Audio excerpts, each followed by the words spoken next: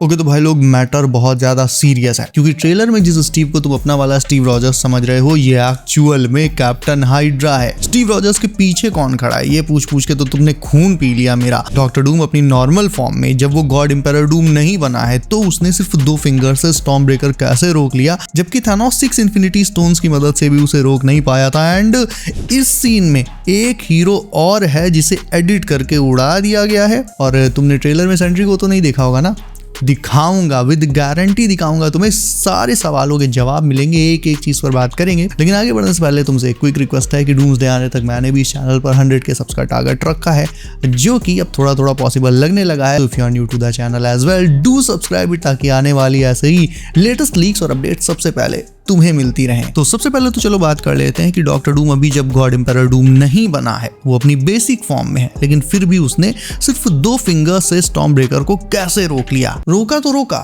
Thor के force से वो 1 इंच भी अपनी जगह से हिला तक नहीं, अगले ने पलकें तक नहीं झपकाई। How is that even possible? तो देखो, सबसे पहले तो डूम केवल एक जीनियस साइंटिस्ट ही नहीं है, he is also a sorcerer. ये बात हमें भूलनी नहीं चाहिए। इनफैक्ट वो मार्वल यूनिवर्स के सबसे खतरनाक और टैलेंटेड सॉर्सरर्स में से एक है, जो सीधे टक्कर देता है डॉक्टर स्ट्रेंज को। ऐसे में ऑब्वियसली उसके आर्मर में हाई लेवल प्रोटेक्टिव इंचेंटमेंट्स लगे होंगे, जो किसी भी हैवी से हैवी अटैक को आर्मर पर ही रोक देते हैं, डूम तक पहुंचने ही नहीं देते। और यही रीजन है कि ना सिर्फ स्टॉर्म ब्रेकर रोक पाया डूम, बल्कि खुद भी जरा सा भी नहीं हिला, क्योंकि थॉर और स्टॉर्म ब्रेकर का सारा फोर्स उसके आर्मर में मौजूद इंचेंटमेंट ने ही एब्जॉर्ब कर लिया। Also as you can see, Doom के सूट में कुछ सुपर हीरोज के सिंबल्स भी हैं। दैट मींस वो मल्टीवर्स में अलग अलग हीरोज को ऑलरेडी मार चुका है। कॉमिक्स में डूम की हमेशा से ये फितरत रही है कि पावरफुल बीइंग्स की पावर्स को वो ऐसे ही नहीं छोड़ देता, वो उन्हें एब्जॉर्ब कर लेता है। और अगर ये ट्रेलर वाला डॉक्टर डूम भी मल्टीवर्स में जाकर अलग अलग हीरोज को मार चुका है, दैट रियली मींस कि उनमें से जो उसे पावरफुल लगे होंगे, उनकी पावर्स भी वो ऑलरेडी एब्जॉर्ब कर चुका होगा। वो सारी की सारी पावर्स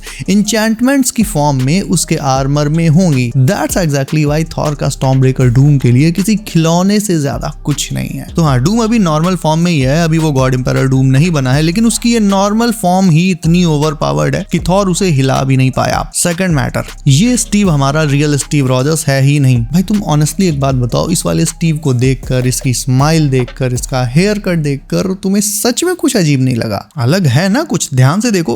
वेल तुम्हें बता दूं कि हो सकता है ये रियल स्टीव रॉजर्स ना हो, बल्कि एक्चुअल में कैप्टन हाइड्रा हो। रियल वाला लोकी के साथ टीवीए में होगा, क्योंकि ट्रेलर में हमने देखा था कि लोकी स्टीव को लेने उसके एंड गेम वाले घर में, जहां वो पैगी के साथ रहता है, वहां गया था। लेकिन फिर भी सबसे बड़ा क्वेश्चन जो तुम नहीं पूछ रहे हो, तुम्हारे बदले मैं पूछ लेता हूं खुद से, कि अगर ये सच में कैप्टन हाइड्रा ही है स्टीव रॉजर्स की शक्ल में, तो ये म्योल्निर को कैसे उठा पा रहा है? वो थॉर के हाथ से म्योल्निर को कैसे समन कर ले रहा है? देखो, एक्चुअल में म्योल्निर का जो वर्दीनेस वाला इंचेंटमेंट है, वो प्योर गुड वर्सेस इविल वाले लॉजिक पर काम नहीं करता पूरी तरह से। अगर कैप्टन हाइड्रा डॉक्टर डूम के साथ मिल जाए, लेकिन उसके दिल में अपने किसी पर्सनल फायदे की बात ना हो, उसे बस ये लगे कि डॉक्टर डूम ही है जो इस मल्टीवर्स को बचा सकता है, और इसीलिए वो डॉक्टर डूम के साथ लगा रहे, तो उसके अपने नजरिए से वो कोई इविल सुपर विलन थोड़ी ना है, वो तो खुद के नजरिए में एक हीरो ही हुआ ना। यानी उसके अपने पीओवी से वो एक हीरो है, और इसीलिए वो म्योल्निर उठाने का वर्दी हो जाता है, क्योंकि उसे ऐसा लगता है कि वो कुछ गलत नहीं कर रहा है। और डूम के साथ भी अपने फायदे के लिए नहीं है, बल्कि मल्टीवर्स को बचाने के लिए। उसे खुद नहीं पता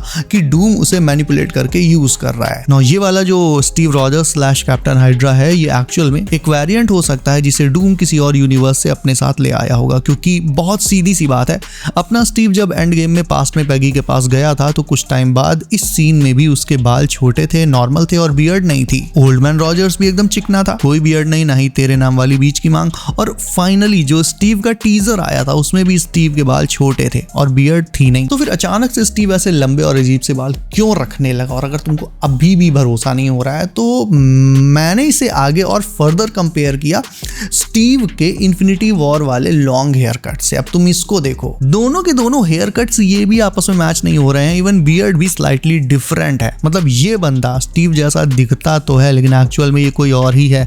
मोस्ट प्रॉब्ली एक वेरिएंट कैप्टन हाइड्रा, जिसके अपने यूनिवर्स में उसकी पैगी मर चुकी है, और डूम उसे मैनिपुलेट करके अपने साथ ले आया है, ताकि स्टीव के चेहरे की मदद से वो 616 यूनिवर्स के और बाकी सारे हीरोज को बेवकूफ बना सके। क्योंकि स्टीव भाई के आगे कोई बोल सकता है क्या?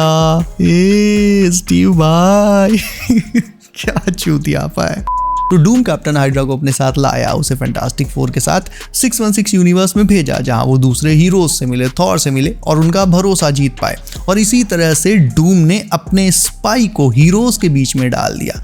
वो हीरोज के एक एक प्लान की खबर डूम को पहले से ही देता रहेगा एंड दैट्स एग्जैक्टली व्हाई हो सकता है मूवी में डॉक्टर डूम हीरोज से इसीलिए 4 कदम हमेशा आगे रहेगा। हो सकता है इस स्टीव ने कैप्टन हाइड्रा ने अपने इस ब्लैक गेटअप के नीचे कैप्टन हाइड्रा वाला सूट पहन भी रखा हो जो वो एंड में रिवील करेगा। जो भी है भाई, इस स्टीव को देखकर मुझे सच में अजीब तो लग रहा है। बट फिर वही सवाल तो ये है कि अगर ये सच में कैप्टन हाइड्रा है तो अपना ओरिजिनल स्टीव रॉजर्स कहाँ है? तो as I told you before कि वो लोकी के साथ TVA में है। लोकी एक्चुअल में इस सीन में स्टीव के उसी एंड गेम वाले घर में गया है जहाँ वो पैगी के साथ रहने लगा था। लोकी नर्वस है क्योंकि वो स्टीव से मिलने वाला है और जाहिर है इतने सालों बाद भी न्यूयॉर्क की वो लड़ाई स्टीव भूला नहीं होगा जब लोकी ने चितौरी से न्यूयॉर्क पर हमला करवाया था। तो स्टीव के लिए लोकी आज भी वही विलन है और इसीलिए लोकी स्टीव से मिलने में हिचकिचा रहा है।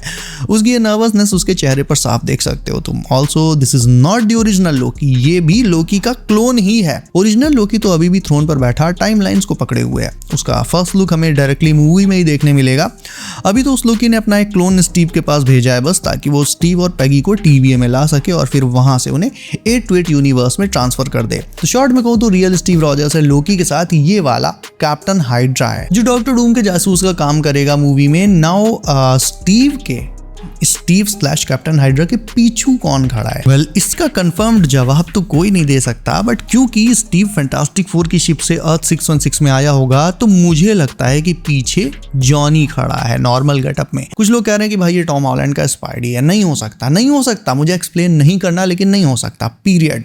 कुछ लोग कह रहे हैं कि ये लोकी भी हो सकता है, तो अगेन नहीं हो सकता क्योंकि भाई अगर ये लोकी होता तो थॉर स्टीव की तरफ तो बाद में देखता, पहले वो लोकी से जाकर मिलता, अपने भाई से जाकर मिलता। बट वो वहां पर उस बंदे को पूरी तरह से इग्नोर कर रहा है एंड वो स्टीव से ही बातें कर रहा है, स्टीव को ही देख रहा है। That means he is not Loki as well. मेरे ख्याल से he is Johnny Storm. Now इस सीन में ध्यान से देखो तो ये हीरोज अभी एवेंजर्स टावर में नहीं है बल्कि फैंटास्टिक फोर की स्पेसशिप से निकल रहे हैं क्योंकि पीछे देखो फैंटास्टिक फोर के यूनिवर्स वाली ही व्हाइट चेयर्स ऐसे लगी हुई हैं और ऐसे सर्कुलर पैसेज स्पेसशिप में होते हैं ना कि एवेंजर्स टावर में। थॉर इनके साथ इस शिप में है। दैट मींस फैंटास्टिक फोर जब 616 यूनिवर्स में आया तो सबसे पहले इनसे मिलने गया थॉर एंड इस सीन में सैम, बकी और स्कॉट ये थॉर और फैंटास्टिक फोर से नहीं मिल रहे हैं बल्कि इनके सामने वही कैप्टन हाइड्रा आया है जो स्टीव रॉजर्स बना हुआ है। क्योंकि तुम देखो स्कॉट का मुंह कैसे उसे देखकर खुल गया क्योंकि तुम जानते होगे स्कॉट हमेशा से स्टीव रॉजर्स का फैन रहा है। सिविल वॉर में ये चीज देखी थी हमने।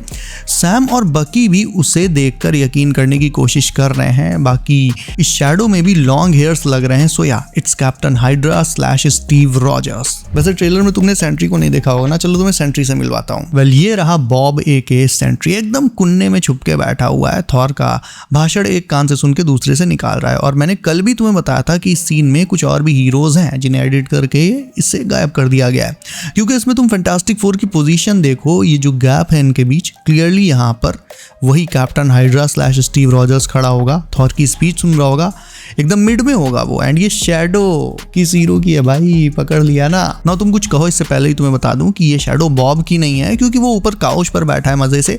अगर उसकी शैडो होती तो बैठी हुई होती एंड उसमें काउच की भी शैडो होती बट न्यूप, ये क्लियरली किसी ऐसे बंदे की है जो खड़ा हुआ है एंड दैट मीन्स हमारे जॉन वॉकर के बगल में यहाँ पर एक और हीरो भी है। किसी ने कल ये भी पूछा था कि ब्रो क्या ये गैलेक्टस का लेग है? नहीं भाई, सेंटिनल्स हैं। गैलेक्टस का साइज बहुत बड़ा है। जब वो सिटी में आया था तो सिटी की ऑलमोस्ट सारी बिल्डिंग से ज्यादा ऊंचा था। उस साइज स्केलिंग के हिसाब से अगर देखा जाए तो ये एक्चुअल में काफी छोटा है। सो या इट्स सेंटिनल्स लेग। ये जो बैटल हो रहा है थॉर वर्सेस डॉक्टर डूम का, ये एक्चुअल में एक्समैन के यूनिवर्स में हो रहा है जब डॉक्टर डूम सेंटिनल्स को कंट्रोल कर चुका है और एक्समैन वगैरह से उनका जो सेंटिनल्स वर्सेस एक्समैन वाला जो बैटल है वो ऑलरेडी हो चुका है जिसमें साइक्लॉप्स बीम मार रहा था।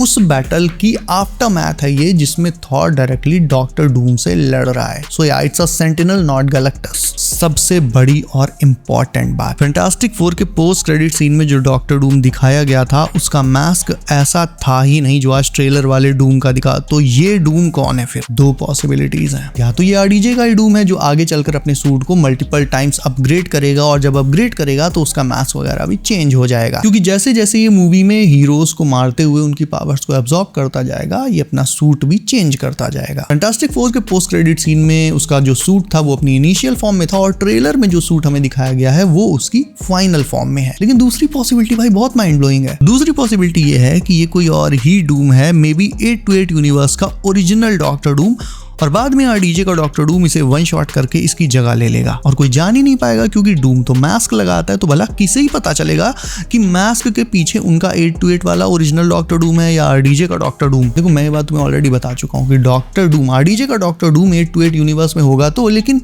वो उसका ओरिजिनल होम यूनिवर्स नहीं है। उसका ओरिजिनल यूनिवर्स जहाँ से वो एक्चुअल में आता है वो कोई और ही है, जो मूवी में रिवील किया जाएगा। 828 वो आया है केवल अपने मिशन को पूरा करने के लिए, जिसके लिए उसे चाहिए फ्रैंकलिन रिचर्ड्स और बाकी सारे हीरोज, इसीलिए वो 828 में आया है। और 828 में अगर उसे सेटल होना है तो पहले उसे 828 का जो डॉक्टर डूम है उसे मारना पड़ेगा।